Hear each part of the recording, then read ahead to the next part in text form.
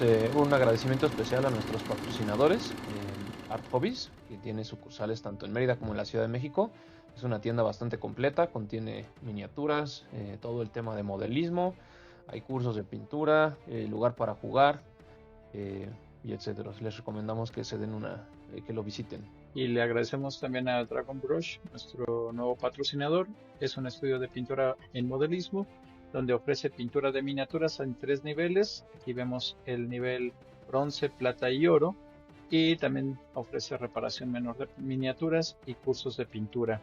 Solicita tu cotización a dragonboshpaintingstudio@gmail.com. Once more, thank you very much, Tom. We are going to record this. This is so exciting to me because, well, many people here in Mexico, just to give you a little bit background, is getting involved in the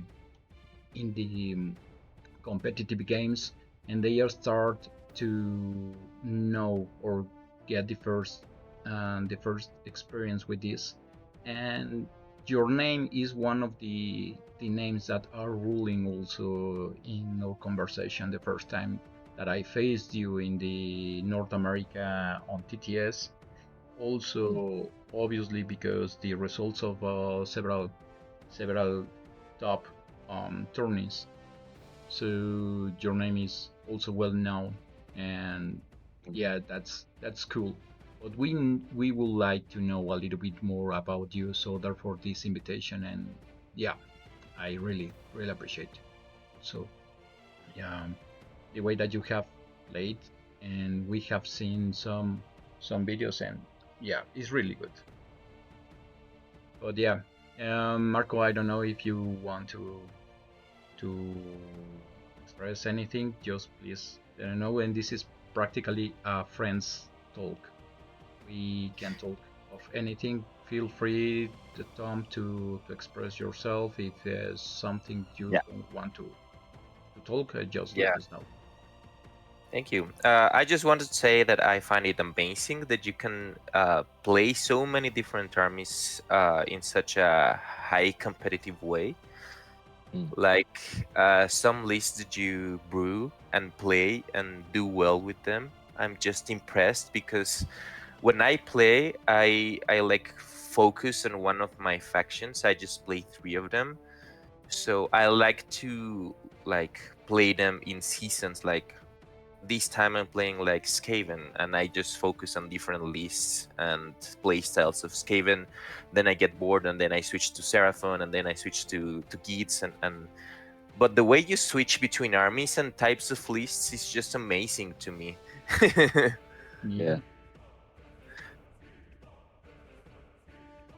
So, well, so this is the yes, and I agree with Jaco about this topic, because probably we need to masterize. We spend a little more than 3 or 4 months probably to masterize one army, and you know,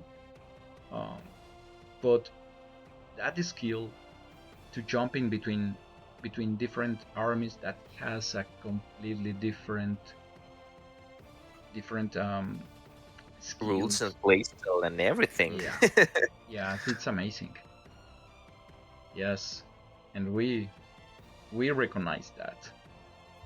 Well, anyway, yeah. So, Tom, just following the script for this, we really appreciate this for the guys that are in our channel that are hearing and that hearing us. Tom doesn't need any introducing because everybody knows who is Tom. Tom is a really top elite player at Worlds, but yeah. So this conversation is to know a little bit more about Tom. Tom, who's really Tom, and how you get involved in Warhammer? Hello, I'm Tom. I've been playing, I would say, miniature games competitively since 2012. So it's been like 14 years, which is a long time. Wow. How I got in was very interesting. We used to have this mall next to my house that has like a games workshop in it. And one day we were supposed to watch a movie, but I showed up early and I had some time. I thought I saw the games workshop and I thought it was like a video game store back then, and I just walked in to like browse. But then I looked around, it was just all like miniatures. There was like Warhammer Fantasy models back then. There was Lord of the Rings and then 40k. And the store, the owner gave me like a demo of Lord of the Rings, like Mines of Moria, and I thought it was pretty cool. I just thought it was pretty cool, and then but I didn't think much of it back then. And then went to watch a movie, and I went on like a vacation. I came back in like August into the mall, and then to just see what's up. And then there's like a lot of people that day, and they had like a store tournament, and then there's like everyone's like rolling dice, and then they're like playing like a 40k game. I thought it was pretty cool, and then just started showing up week on week, and then eventually like started playing, and then started playing Warhammer Fantasy first, and then eventually went to play War Machine, and then migrated to AOS. That's kind of how it happened. Wow. So long history. Really? Yeah. Yeah, so and what about the other experience in Sigmar or in the war games? Do you like to paint? What else is doing Tom in this full range of experience in the war games? So when I first started, it was actually like the assembling and the painting was the main draw, because like back then the thing seemed like really cool, because it like came all like it's gray, and then you assemble it together, and then you kind of use whatever paints to like on the models. So I first started with like the orcs and goblins army, and then I thought it was like kind of cool painting like robes and then like blood effects on like all the weapon parts. And then eventually, as I played more and more miniature games, like there's just a lot of armies I wanted to try out and stuff, which makes it really hard to like paint, like enjoy like the assembly and painting. Like as I played more and more games, like you just want to, at least for me, you just want to hop onto a bunch of different armies, and then started just enjoying the playing aspect a lot more. Mhm. So, Okay. how often do you paint and assembly new models right now? Right now, I would say like I paint / assemble like one model ish a year. Wow. Well, I guess last year I painted, before Old Town Throwdown, I painted a KO terrain and then like the 3 drones. So those are Okay. like pretty interesting. And for all this time, I mean, because we are talking about more than 10 years that you have involved in this game, and recently because AOS is reaching the 10th year. So, how many models, how many armies have you played? So there was like a year I wanted to I think it was my like second or third year playing, where I wanted to like play like a 5-round tournament with all of them. I think I want to say I eventually played through most of them. I think I want to say I played outside of like Iron Jaws and what's it called? Iron Jaws, Crew Boys, but outside of that, I have played basically every other faction, like somewhat dabbled. I also obviously also have not played like Hellsmith, but I've at least like build lists and consider like how like most of these armies will play out in a tournament setting. So when I started AOS, it was like the beginning of 3rd edition, where I started playing Dollars of King with Marathi and just bow snakes. Did that for like almost half a year to a year. It was pretty decent. I took it to that LVO, and then won. Like most of my daughter results were very similar. I think I won 4-1 in every tournament with daughters. It was just like it was an army that was really good at winning the first couple rounds because Marathi and bow snakes is just like very, very powerful combination. But when you get to like the top tables, it was really difficult for me at that time to close it out because people have a better understanding of how to deal 3 damage a phase or 3 damage a turn to Marathi, and then to not like get run over by her, and then the bow snakes were manageable even though they shot twice. So did pretty well, but then I never won a tournament with daughters. But then it did like win enough games to get like the ITC best daughters that year, which is kind of funny. After that LVO, I like started like branching out. I played some tournaments like RTTs and the GT with Nurgle. I played Nova. I played the Fire Slayers army, and then I won my first tournament playing like a Stormcast, which is like a lot of the Fulminators, Tempesters, and then like some long shooting. So like I think that's like at that tournament I realized I really like playing these kind of like fast armies with like shooting support. Like Marathi is pretty fast and has a lot of shooting, but then like the Stormcast army like really sung with me. So the Stormcast was really fun, and then I branched out. I played a decent amount of Seraphon with the Thunder Lizards with like Bastillodons. Seraphon getting raised up. yeah. That's it. Seraphon was like really fun for a bit. I think that it's played around the time when the Kron Spine came out in 3.0. It was like pretty interesting playing like a regular Slon bonding with a Kron Spine. That was fun. And then there was some Slanesh played because it was really fun back then. And then at some point during when the last GHB came out with the Primal Dice and Merciless Blizzard is when I think this is when I started doing like really well. It was after the Worlds that year, like when Ossiarch Bone Reapers and Soulblight came out, and then that's when I started like winning a lot with those. Play the zombie list that was like it was really powerful, and it had like a lot of really good access to secondaries, and then I went on a pretty long win streak. I want to say it was around like 50 games in tournament settings, and then I lost eventually in like round 3 in Nova to Gavin playing OBR. And I think that was my best year. Like won best Soulblight ITC, best Ossiarch Bone Reapers ITC, best Death.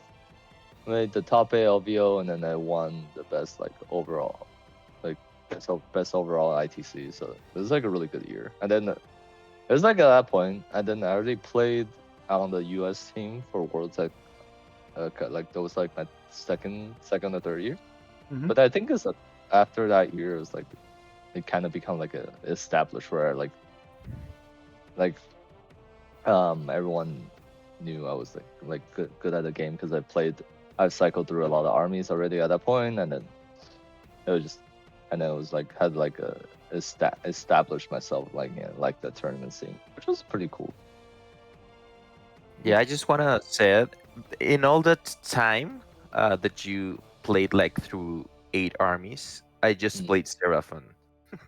So I find it amazing that you picked up the game in such a way that you can master that many armies and play them in such an insane way. I know we said it before, but I just want to emphasize that because not many people will be able to pick up a completely new army and master it and play it as well as you do?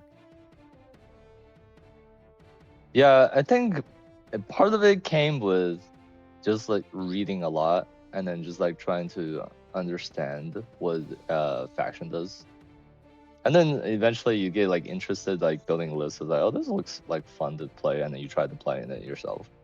And it also makes it easier to play against other armies in the tournament because you like you kind of already thought about what they are trying to do, and then I think it's naturally in the process like, oh yeah, what if I play against it, this is what they're trying to do, and then you kind of have a plan already, which is I think it helps you become like a better player. Yeah, I agree. Exactly. And touching that point, and by the way, congratulations again for the Worlds. US won the first place, and obviously this is a huge award because it's not the first time that US is taking the first. It even is the second in a row, I guess. So it's a huge work because playing also this style in the teams is completely different than only a singles tourney. But yeah, just want to say congrats. And talking about the competitive game, what was the biggest turning point in your development as a player? What has been the crucial point when you decided and you, besides to play with after to playing with Doctors of Kane, you decide to participate even a little bit more competitive and working on improve your skills for the competitive game? Yes. So I think like at least when I try to play like miniatures games, I like set a goal for myself, and then I came from a War Machine background where obviously I played a lot of that game and I did pretty well. I won Worlds with Team Australia in 2016, and I have won a plethora of different tournaments. So like when I came to AOS, it's kind of similar. Like it's kind of set a goal, but like look into it. Originally, Age of Sigmar, there was it was like around 2022. I was sitting in like my buddy's room. We were just chatting it was around the time when COVID restriction got lifted. I was like, and then we were like looking at stuff to try. And it was like I found out that there was like teams tournament, like a world level play for AOS, and then it kind of made it that the goal. And then so I tried to do things that would put me favorable to be like on the team. So just like making sure I had a bunch of armies I could play, had a very strong skill set depending on what army I'm playing. Since I played for different armies at this point. So like first year at Worlds, I played ogres with the 3 frost lords, and then some characters. It was like a really aggressive army. Second year at Worlds, I played I played Soulblight with Catacrows and a bunch of zombies. This was a very high control army with a lot of OC manipulation, and then just like trying to take points and score secondaries. And then third year I played Clan Rats, which like I think it was like around 140 Clan Rats, Physics and some characters. So there was just a lot of bodies spam with a lot of crit mortal access. And then this year I played Lumineth, which is Wind Chargers and Severus and like Light of Therians, which is a very precision strike force kind of army. So I like to demonstrate that I could play all these army at a very, very high level. And then which is like leads back to the beginning where I played a lot of Daughters and then branch out to a lot of different play styles to make me like just like force myself to be better at the game. It's like if you're not like, at least I don't really like losing, so I like to try to make it so what's it called, I have ways to like win the game in like all these tournaments I'm playing. Okay. Well, so it's yeah. I think no one's like to lose in a competitive game. But yeah, it's completely.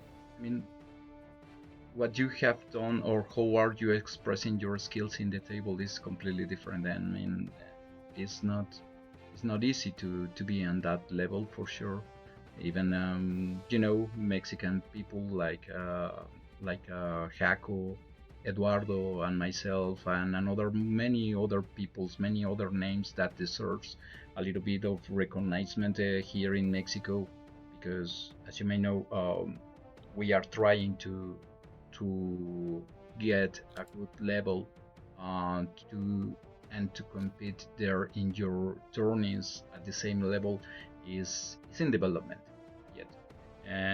But recognizing what you and the other guys in the top elite level are doing, sometimes we are seeing your matches and seeing that it's really easy to all of you take some decisions and just be prepared for what is your opponent doing or what is pretending to doing.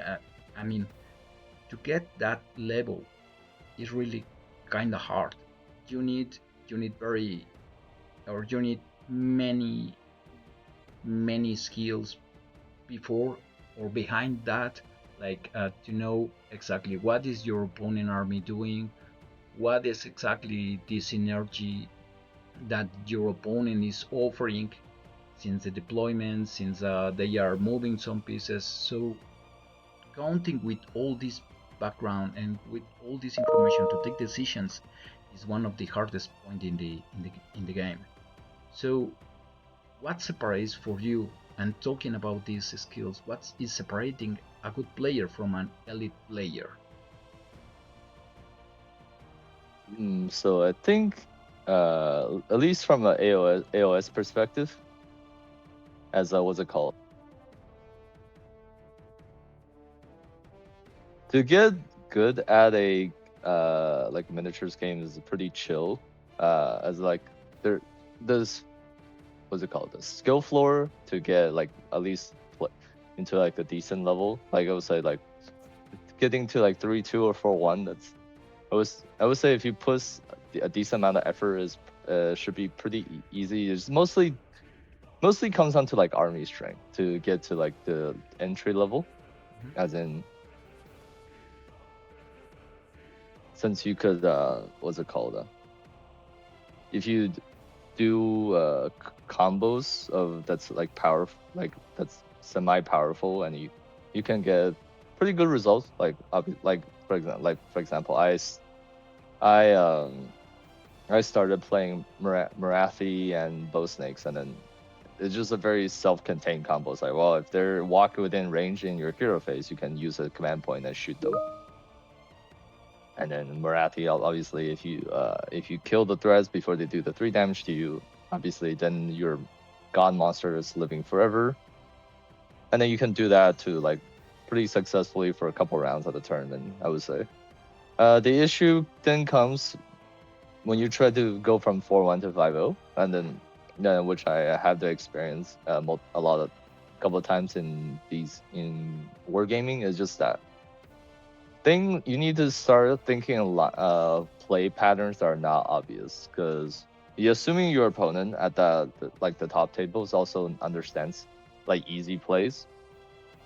It makes it so when you just try to do the easy obvious plays, they'll obviously have a counter to it. Like if I load up a bunch of buffs on like my Vanguard, then I can try to in like lower tables that could just like table someone because they don't like screen properly, and then you can get into what you need to kill, and then now that they no longer have an answer to your Vanguard, or trying to charge you with the fulminators, and then like they then screen out their back line, and then you can deep strike and into their back, and then really put the hurt onto their models, which you get a lot of success doing easy plays like that. But like the top table, you like start encountering like people do screen properly with the trash units that if you do kill, that you can't really retaliate. Then your hammer gets killed, and then the other end is like they do screen out their back line, so you can't get easy deep strikes. Which then like you have to like come up with new strategies and plans. But then if you're trying to do that on the like not prepared and you're doing that on the fly, it's really difficult to win a game that way because you didn't really consider alternatives to what they could do to stop you. And then usually the plans you come up on the fly is not very good, and then you fall to like their strategy basically. But you really have to consider a lot of things when you between 4-1 and 5-0 because it's like a pretty big, obviously, match pairings to help with that. Like sometimes you also play armies are just so good it doesn't really matter. But overall, it's just you have to really broaden your view of the game and then try to consider like what's actually winning. Besides, because you could really fall into a trap of like, well, this keeps working, I'll just keep doing it. And then you don't see the flaws of what you're doing. And like a pretty good example of that is just like, obviously, I did most of my learnings in AOS playing Marathi and bow snakes. So I can't keep coming back to that. But like for example, I used to like love going first in like this is back 3.0 with the bow snakes and Marathi. Is like I was going into it with the assumptions like, well, if I go first and then we go do decent amount of damage, then their punchback really is only killing that they're gonna do like 3 damage from Marathi, and then the bow snakes are far enough back, they shouldn't be able to engage them, and then on the next turn I can keep doing it, which is like a decent plan because you win, you break ties on prio most of the time since you're going first, but this has the fatal flaws. Like, what if you like ever get doubled? And it usually never works out when you get doubled because then you're like very out of position. Your Marathi takes 3 more damage from like something that chips them from like random shooting, and then they can get into your bow snakes, and then you have nothing to like set up to punch them back if you ever get doubled. But the plan works most of the time. Because Marathi and bows are really powerful, you could really annihilate a lot of their armies. But then, like, if you get doubled or stuff that you play against armies that doesn't really care about Marathi, or that can really like do a lot of chip damage to her, she dies on like turn round 2, and then your army just kind of falls apart. Okay, yeah. So the plan to, or are you taking the skills from your army? Or are you adding this value that you have seen in your army, and how are you implementing during the game? This is something good. I mean, you need to have a good feeling and good reading about how are you going to put this plan to work against the opponent that you have in the time, because obviously sounds so easy, and we know that you have these skills to prepare and to making work what you have visualized previously to the game. But for some other people like us, that we have a lack of these some skills that could be the different part in between the sourceful plan and not sourceful plan. I guess there is something. You make it sound so good, so easy, but in practice, people like me and sometimes Marco, is not easy, and so this needs to be told with our people that are listening. It's not easy. I mean, requires a lot of effort, a lot of knowledge behind, but yeah, it's really good to understand a little bit more of your perspective. How are you seeing the game? How are you preparing the game? But yeah, I don't know, Marco, if you want to, or what do you think, my friend? Well, yes. Something that constantly happens to me. I found it interesting that you said, Tom, like in a high level table, the opponent's gonna know the easy tricks, right? Uh, I've been aware of that for some time, but I think you also need this skill to recognize whether or not the opponent is gonna fall for the easy thing, because sometimes I'm thinking in a match, oh yeah, he obviously expects me to do this, so he'll prepare for that, and then I do an opposite thing, and then after the match, we sometimes talk like, oh, how could you get better, no? And many times the opponent has told me like, why didn't you do this simple thing, right? It would have won you the game. And I always say like, I thought you were preparing for that, so I thought that if I did the easy thing, I would have fallen for the trap or whatever. So I think that recognizing when to do the simple thing is a skill in itself, because you also need to like guess the opponent's intent in order to either go for the complex strategy or stay simple, right? I don't know if it has happened to either of you. Yeah, absolutely. Is kind of hard sometimes when something brings is falling in your mind that you have an alternatives, because in my perspective is about how not making comfortable to your opponent, how he can take the decisions and trying to force a mistake. But this is my perspective, but I am not the top player here. How are you seeing this, Tom? What's it called? Sorry, can you repeat the question? I think it was a little disconnected. Oh, no worries. We were talking about how are you preparing some plans, how adapt your plan sometimes, and when you have different choices, how are you attacking to your opponent, or how are you making or you are forcing to take the decisions in the game. So how are you taking the decision sometimes to take the easy part of the plan, or when you are triggering the complex part of your plan? So this in order to make not feeling comfortable in the play to your opponent and forcing to trying to make mistakes that could you take advantage of. So it requires a lot of thinking ahead, and especially in AOS where you could like get your opponent can go back-to-back turns. Like whenever you do like commit something, you have to think about like what happens if if my opponent takes 2 turns in a row, and then you have to like assess like the risk and reward versus it.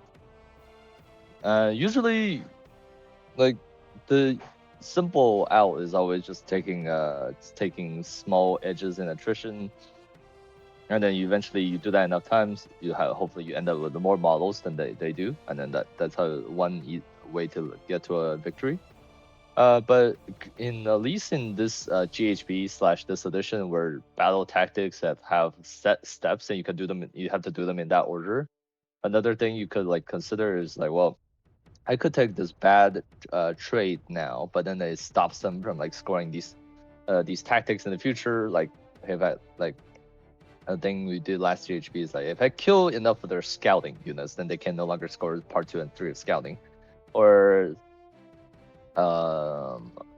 like we're like presenting like intercept targets that looks easy to kill, but like but actually takes a lot of effort, like maybe requires double, but then if they double you, you can remove a treasure token, so which makes the I think making the tactic cards is a really big part of it, and you can really plan around their strategy because when you sit down in a game, you know what they're trying to do. Like these are the steps that are gonna do to score secondaries, which is really fun. Okay, so is the reading about the path between the strategies that your opponent has chosen, also the path that they have according to how they are standing their army, and how are you interacting with your plan about this, how to interrupt or shoot down the possibility to score. Yes, like you especially with because at least in this game we're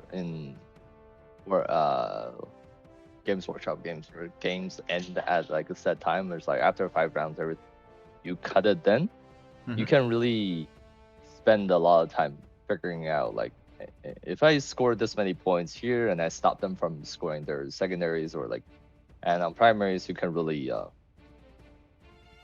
really force them into bad positions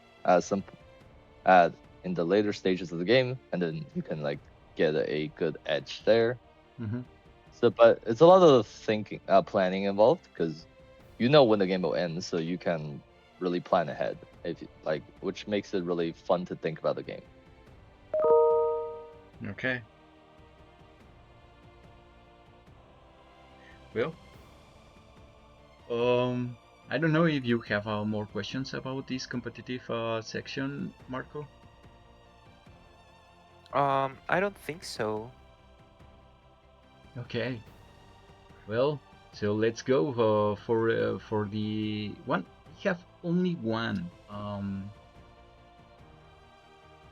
Because this involves a lot of behind, but who is the way that Tom is preparing for the major tournaments? How are you trying to be prepared?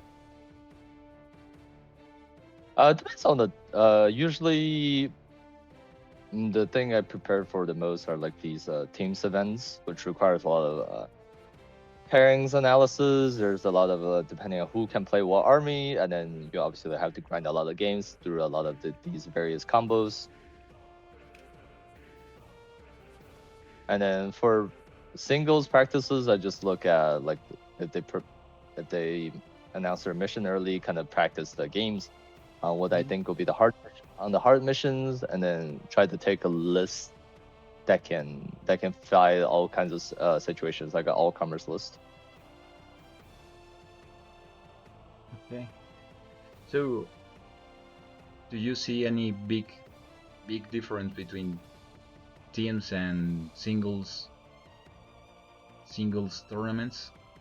What is the most challenging for you? Swapping from the singles to teams. I think the toughest part is that you are no longer looking at your own game results, and then you have to consider a lot of different factors. Which factors are the most concerning for you, or the most critical for you to have? Usually, yeah. Sorry. I would say it's like the pairings will be the most important part, since you can really manipulate a lot of good or bad matchups, and then you can really like kind of decide around early. Obviously, there's always play into it, but you can really make your job easier on the team. But if you have like really good pairing practices and just like preparations that way. Going from singles to teams is one thing that's really big is all points do matter. Like sometimes when you go play in a local tournament, there's like you got a really big edge early, and then your opponent is kind of not feeling it. You kind of like sometimes you kind of just like talk it out. It's like, all right, yeah, we'll end the game here, and then I score this, you score this much. But in like teams, you really want to make sure the difference between your score and your opponent's score is as high as possible, because they all contribute to like to the pool of points, between like either 5-man teams, 8-man teams, 3-man teams. So. Okay, makes sense. So you really have to consider scoring like at any point possible. Yeah. So yes. Also, we need to recognize our first experience against the US national team, I guess, was really fun to us, but has been a really good experience. What you have learned from the most competitive players that you have faced? The thing with those people that like, they really do just like try to outthink you, and then they have thought of all the situations that you can possibly run into in the game, and they have a decentish plans for all of them, and people plan around the fact that their dice will roll bad, and then they have usually plans that doesn't require dice at all, or like requires very not good results on the rolls, but then they can still like score pretty big. Like, since most people, at least up to a certain level, do like to make strategies that requires a couple like things going well, they're like, the farther you down, the more luck requires for these like plans to work, which is pretty fun.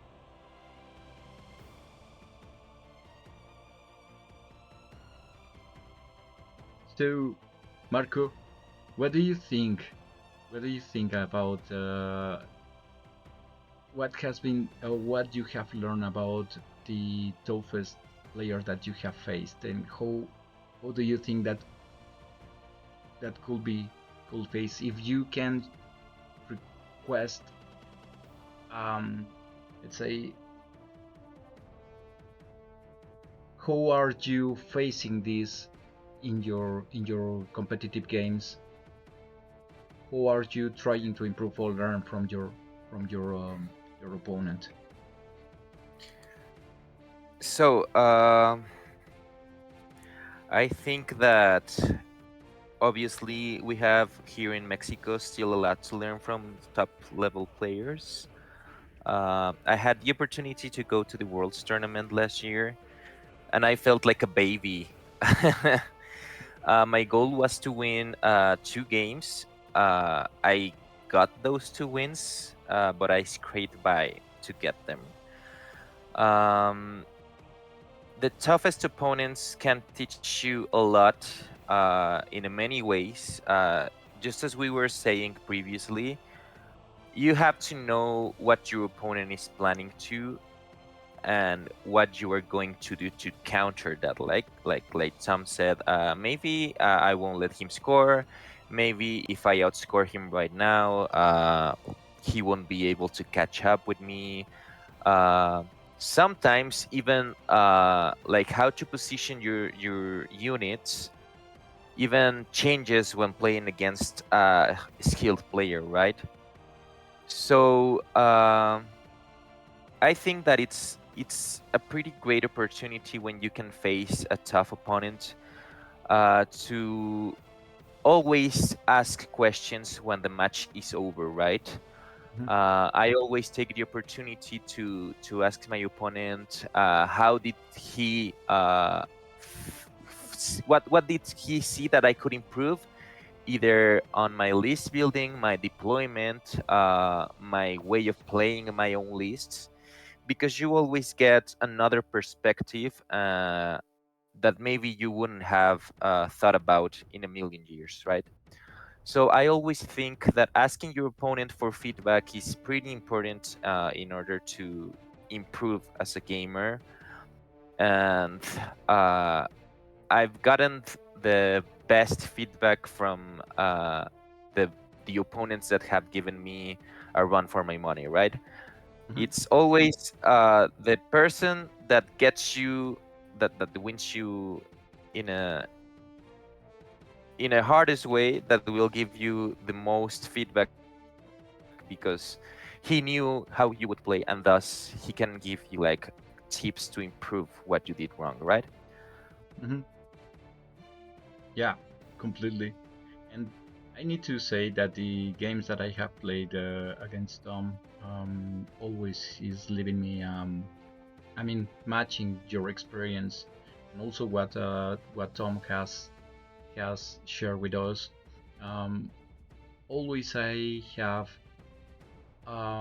these tips from Tom where I could have improved, and this is I think this is the most valuable part of the game when you are facing a top player like a Tom in this case, because the first time that I faced, probably he beat me by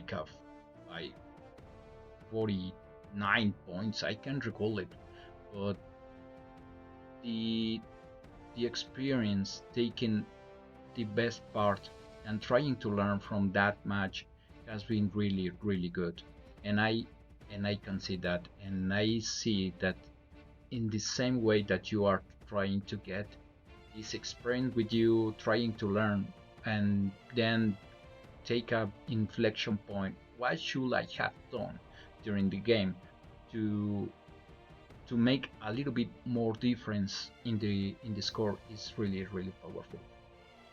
But yeah, Tom, about the USA team, when did you start to participating with the national team in for US? 2022, I think. Yeah. And what was the feeling? How did you feel? And what has been the experience in you started to be representative of your national team? Obviously, it was like a huge honor to represent your country, and then you really get to like level up your games because ideally you're playing with people that are really good at the game, and you can really learn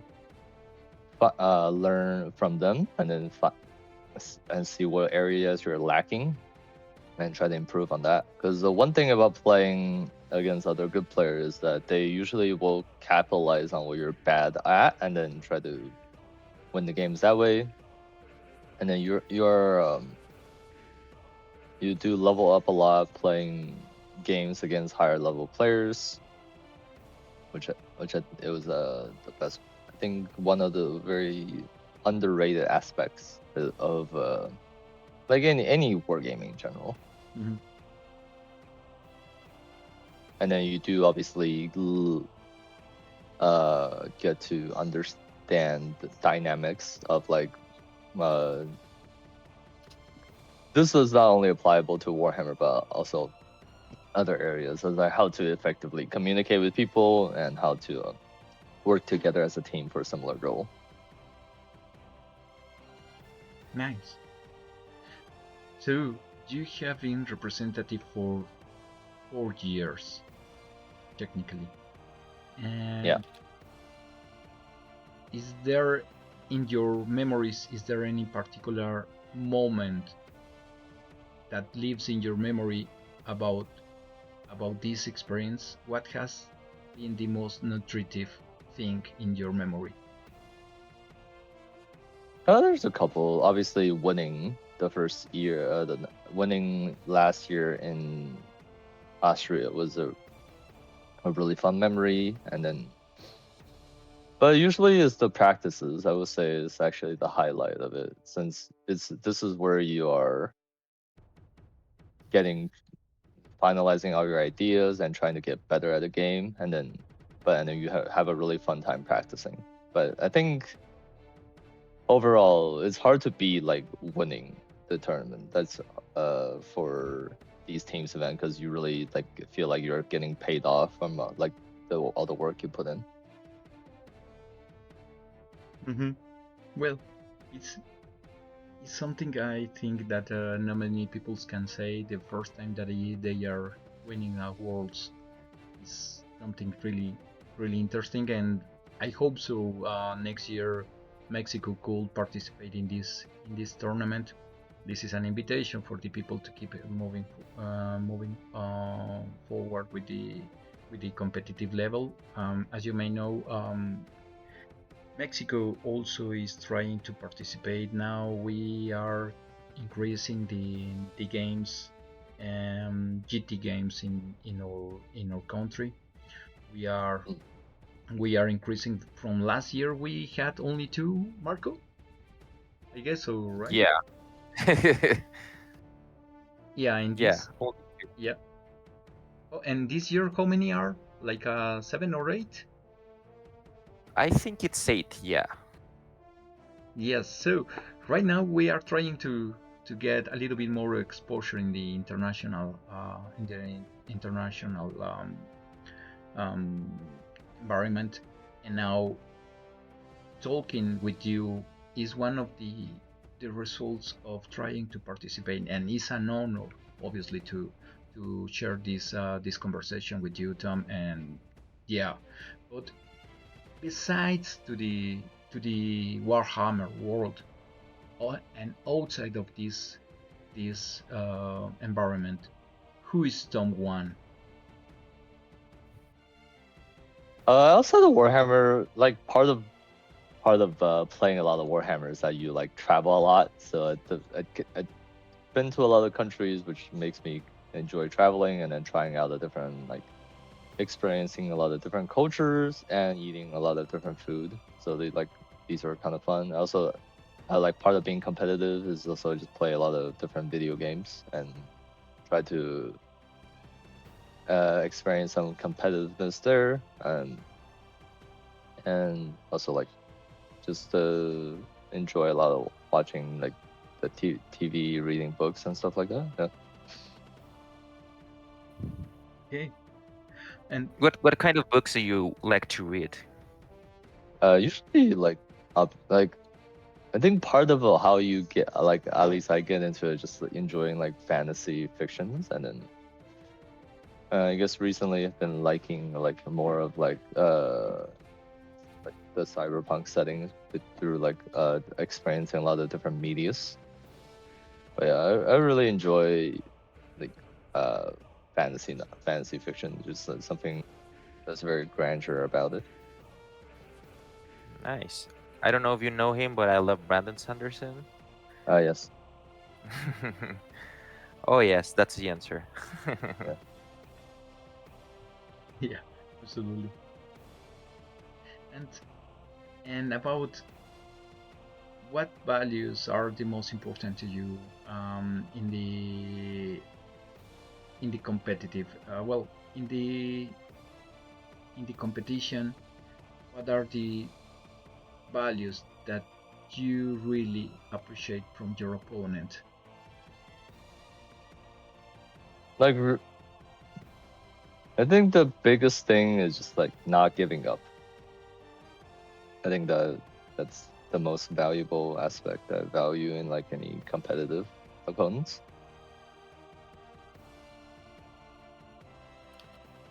Who are Yes, because there are sometimes when we are talking about rules, we are talking about what is the game inside the game and what's inherent to the game.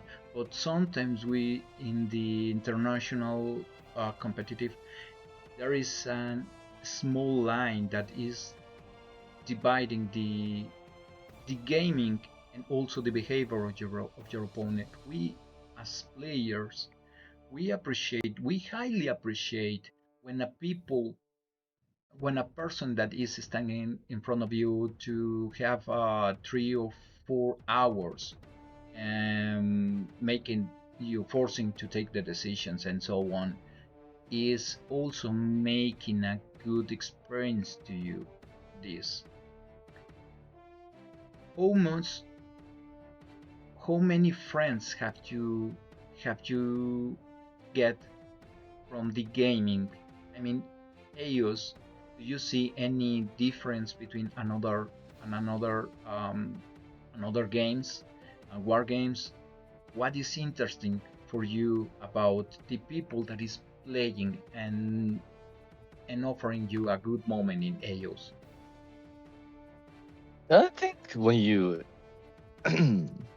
it's when you get to a certain level. I believe in many of these miniature games where you're like traveling a lot and you're competing on the teams events. I think you will find very similar minded people in most of these the top end communities, since it kind of all requires the same amount of skill set, money to travel, and like a lot of willingness to commit a lot of time.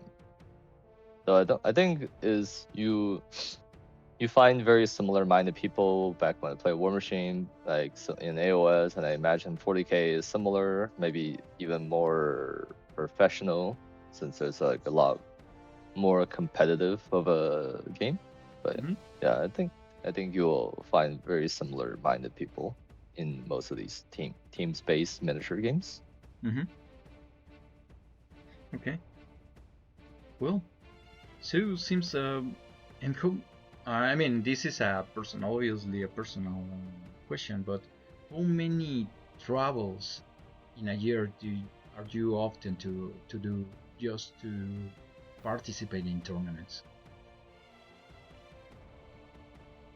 Recently I've been just going to like the worlds and then going to like practices, but I haven't really traveled to a lot of like singles event. Just mostly like I've played a lot of singles event in these games and I have done well enough. I feel like it's not adding much unless there's something I'm really trying to do, whether it's like army that's like really fun to play or there's friends who I'm trying to see. Otherwise, I'm only really traveling to the international events. Okay. You yeah, go ahead, Marco. Go Sorry. Go ahead. No, I was just about to raise a question for you because you have participated in the World's Championship. Once you have once you have started this experience, I suppose that you have the feeling about getting more and more because you want to test your skills and you want to express in that tournament how much you have improved. About hearing about the experience from Tom, what is your feeling as a player? About what? About improve your game, about to measure, maybe because for us, at least to me, when the time when I have had a game against people with the level like Tom.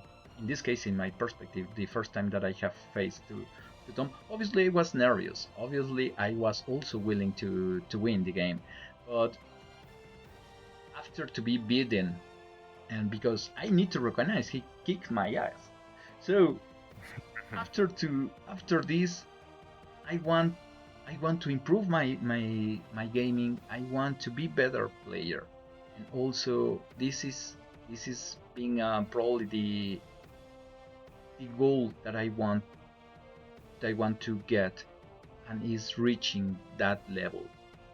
And about your experience after participated in the World Championship, how this was fitting your goals to be a better player.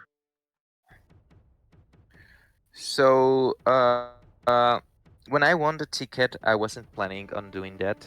I just went to the tournament, the GT, just like another normal GT, because I like playing GTs.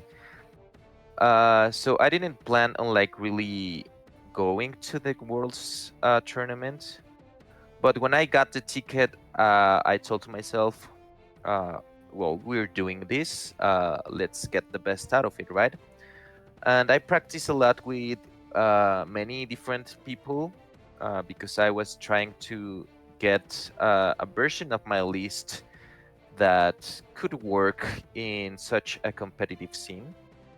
Um, Something that I really like in every game I play, be it miniature games, board games, card games, etc., is that I don't like playing the meta thing. I always like to brew my own thing.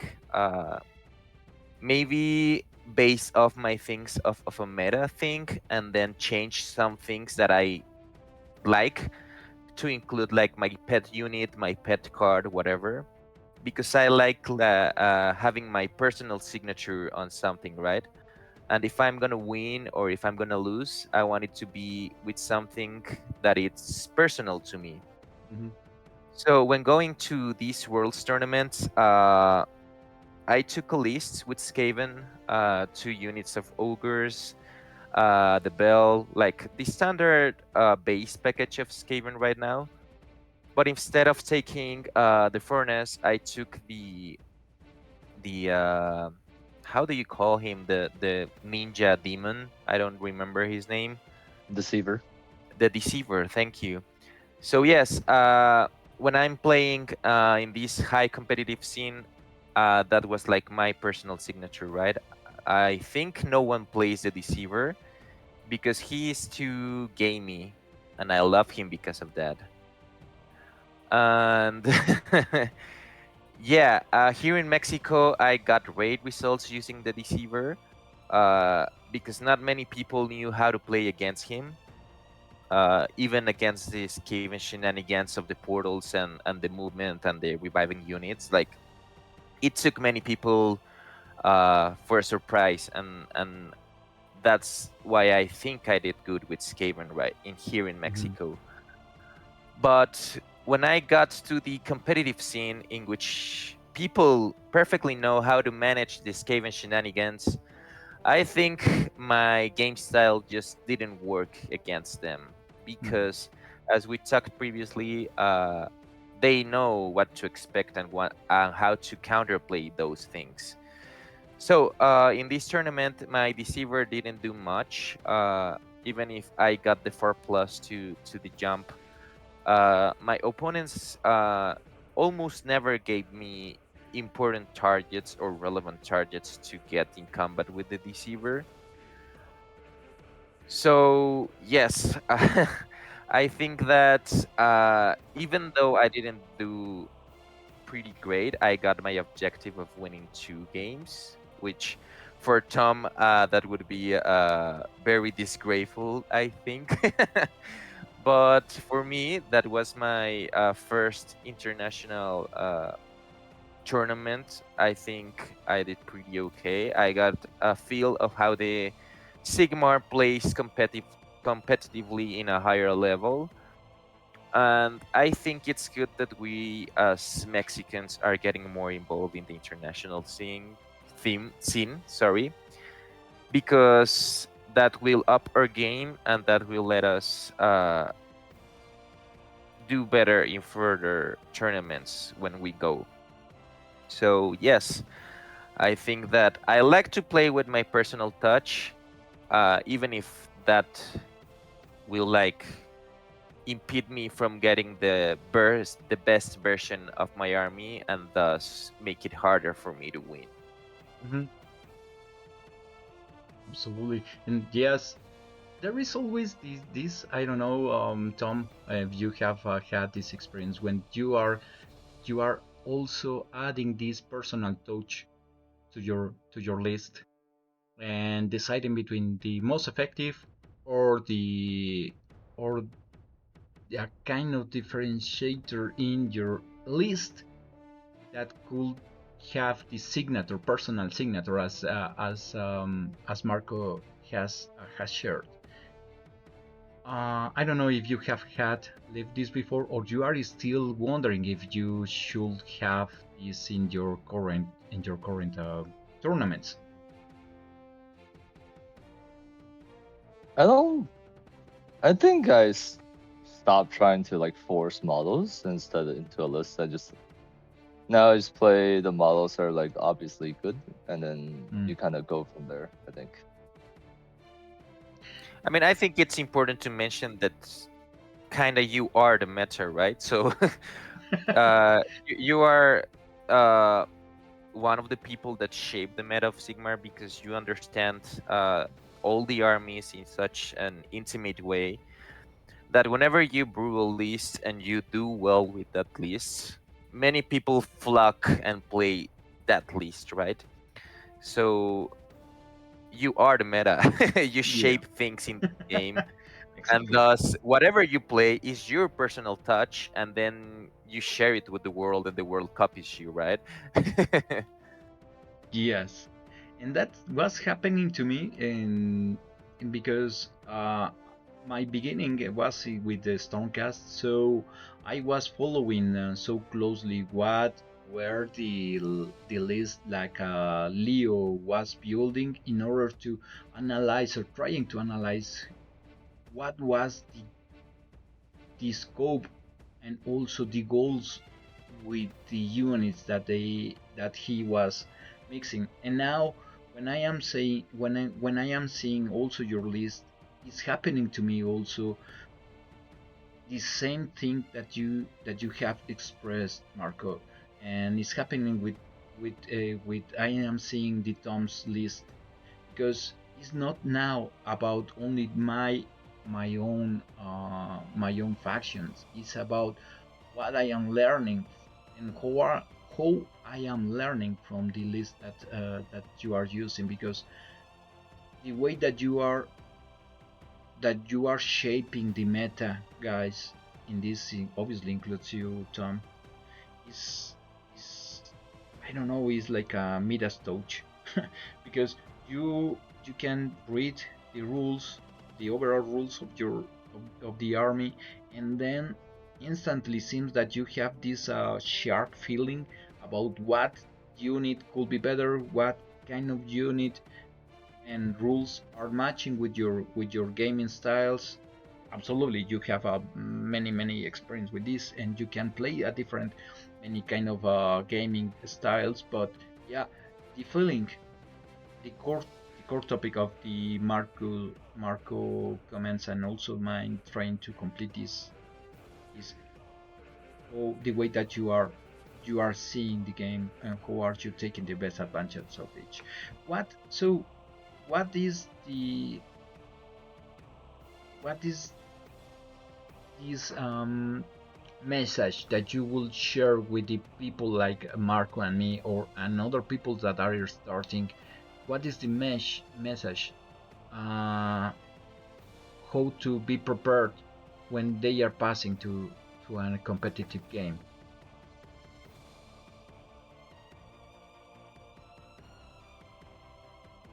Uh, Going to like swapping from just trying to play your own list, or like, and then you like start looking through like what's been doing well, and then swapping to like a meta list. So there's usually a lot of resistance to it, because usually people try to be creative and want to do well with their own ideas. A lot of people value that more, I think, than doing well itself, which is fine. It's just that you really have to just know what you like doing. Like sometimes you have to like accept that this idea is cool, and it could work some amount of time, but it like overall it will just make it so you have a lesser chance of like winning the tournament or just doing well in general. But as long as you're okay with it, then there's nothing like wrong with it. But sometimes you're like, if your goal is to try to like do as well as possible, then you really have to look into what's gonna do well instead of what's fun. About finding this mixture, how are you considering some war rules, or some rules are really good? What is what exactly the formula that you are following? And I mean, just to call it in that way, but who are you taking, or how are you really distinguishing between good rules, good war school, from the ones that seems to be a good war school, but in real doesn't it? Usually you good war scrolls are, it's tied to like point cost mostly. Like something that has cheap cost is usually pretty decent.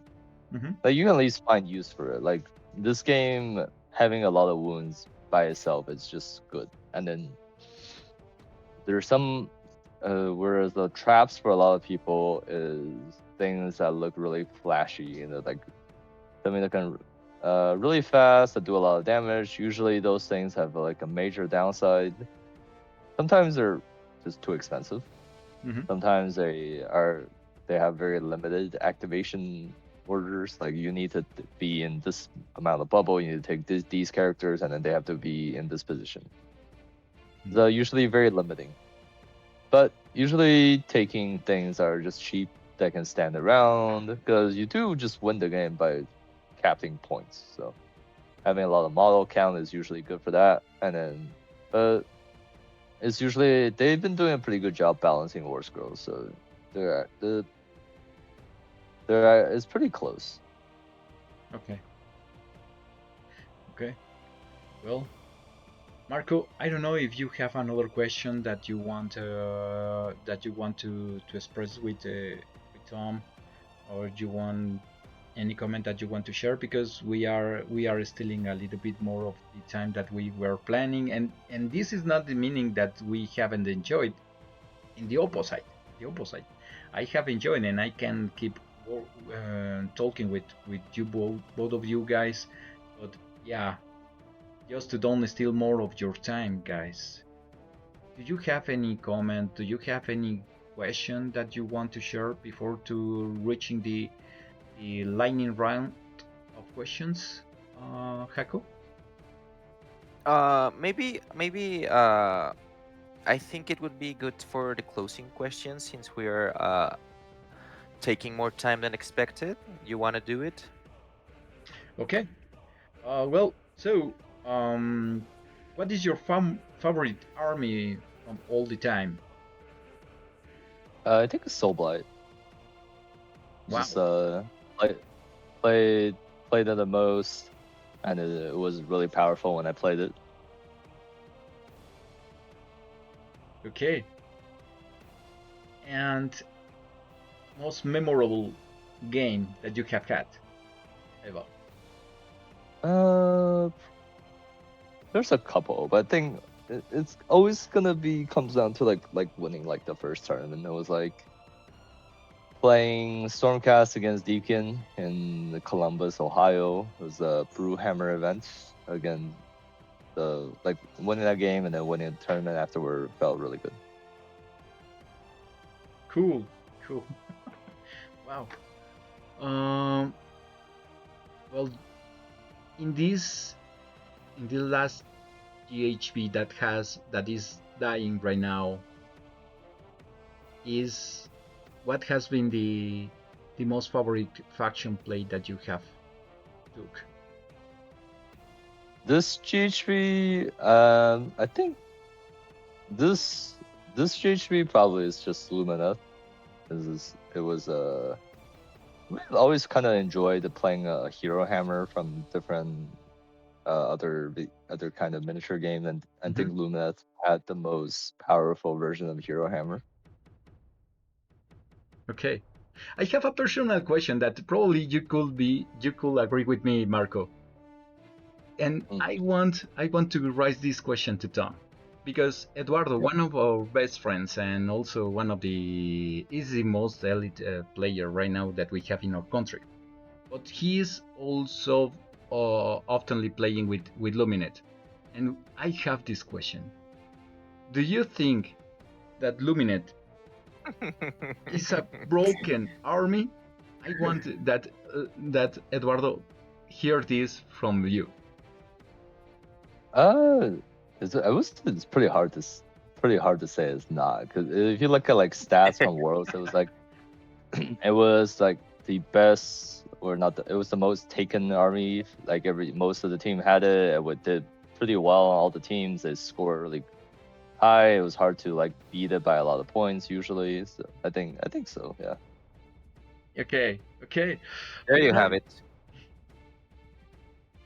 Sorry?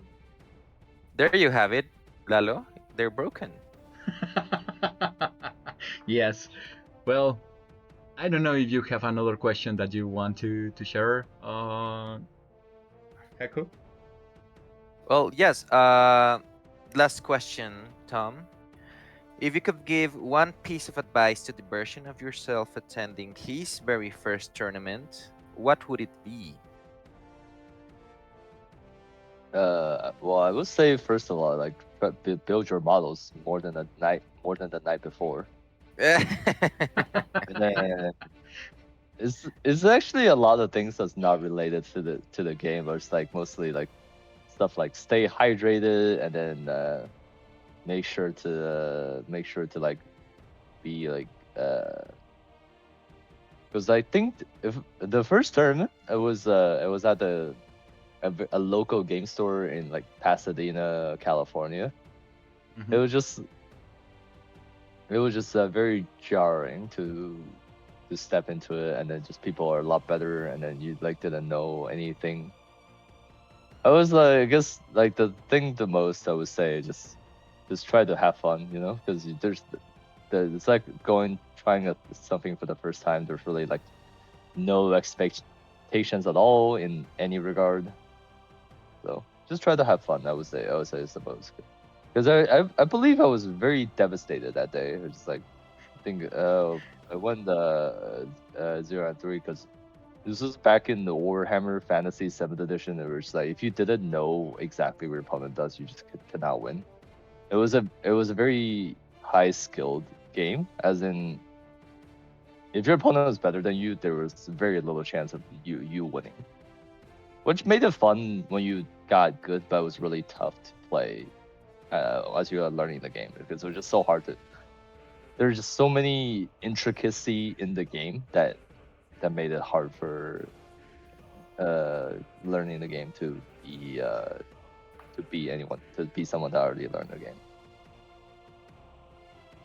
Okay. Love it. Well, so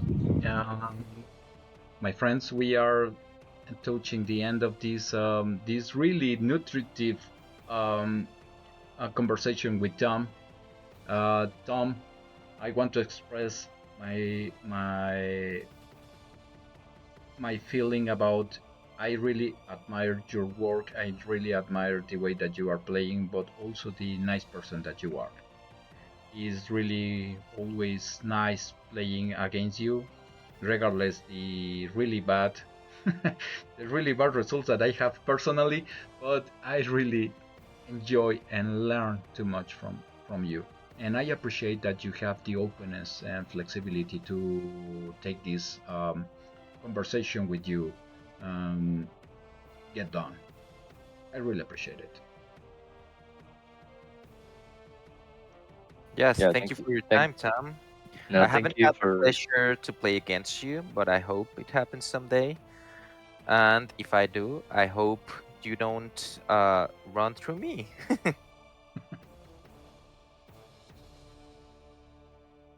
So, Yep, thank you for. just one comment. Do you have any advice now that you are seeing that the most that there is Latin American people appearing in the with more frequency in the international? Do you have any advice for the Mexican and Latin American community that you want to express with us? I would say just as they have been since I think when I believe it was around 4th edition start, the game has been gotten a lot more complicated in like a good way. Just like a lot of cool interactions, people. Because index of 4th edition was pretty simple. It was just like things with good stats. You play a lot of things with good stats. But now there's like models with a lot of complicated rules again. So I would say just play games. Like it's good to like see what all the armies can do, and then better like focus on the battle tactics and the missions. Okay. Well, thank you very much, Tom. So And people like in and that they are seeing our this episode, thank you very much to be with us during this really nutritive conversation. It's an exciting moment because we are learning and we have heard about from really high top elite player like is Tom, some good advices and good experience, and also a good moment to talk about. But yeah, let's see if in the coming future I will be participating in the OTT and also in the LBO this year, and we hope to get one golden ticket, and if we get it, and just to seeing and just meet you there, I mean in person, physical.